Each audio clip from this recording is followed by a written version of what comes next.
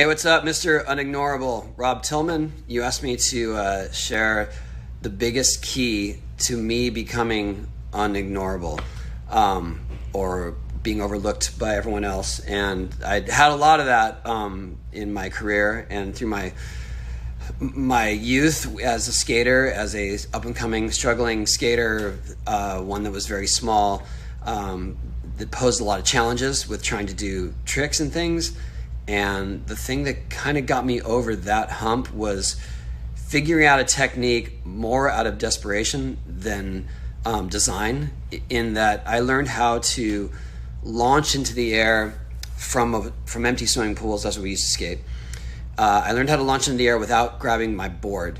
And the only way that people did aerials at the time was to grab their board ahead of time and yank off the wall. So they're like doing a jump or a leap with their hands and their feet.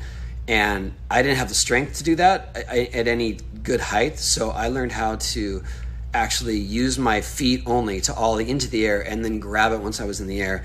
And that made it so that I was able to do these aerials at a decent height, and eventually at a much bigger height than the old school guys that were leaping. And that technique became a standard. And I guess it was one that you couldn't ignore over the years. And to this day, that's how people do aerials. So I didn't think I was starting any sort of movement or revolution, but it made me unignorable. And I was excited because I didn't have much validation then for my skating. They thought I had bad style, I was a robot, I was only focused on tricks, but I learned how to ollie into my airs, and that was a big deal. So what can I say? The path is not always something that you plan, but it's something that you should embrace if you're doing it differently and it seems to be working and maybe even be better than what has been accepted as the standard.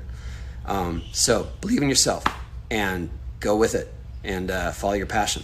Thanks.